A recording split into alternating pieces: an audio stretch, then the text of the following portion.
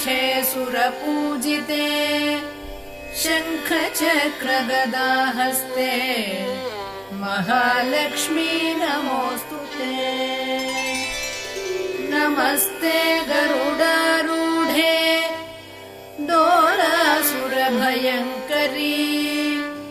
सर्वपापहरे देवी महालक्ष्मी नमोऽस्तुते। सर्वज्ञे सर्ववरदे सर्वदुष्टभयङ्करी सर्वदुःखहरे देवी महालक्ष्मी नमोऽस्तुते।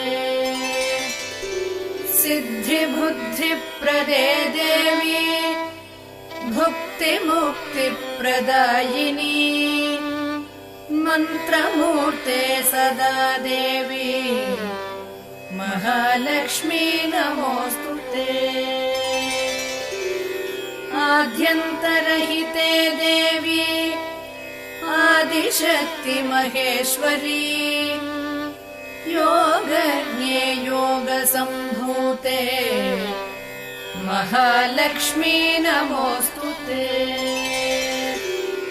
स्थूलसूक्ष्ममहारौद्रे महाशक्ति महोदरे महापापहरे देवी महालक्ष्मी नमोऽस्तुते।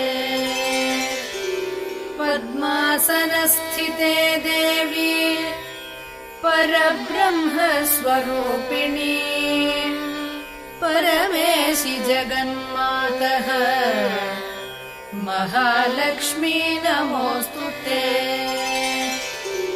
श्वेताम्बरधरे देवी नानालङ्कारभूषिते जगत्स्थिते जगन्मातः महालक्ष्मी नमोऽस्तुते।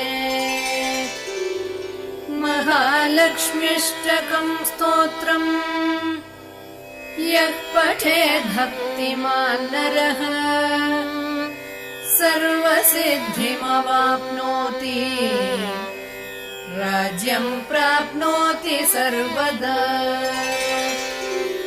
एककाले पठेन्नित्यम् महापापविनाशनम् द्विकाले यः पठेन्नित्यम् धनधान्यसमन्वितः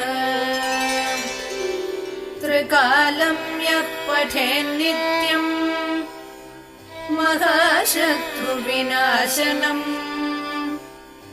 महालक्ष्मीर्भवेन्नित्यम् प्रसन्ना वरदा शुभा।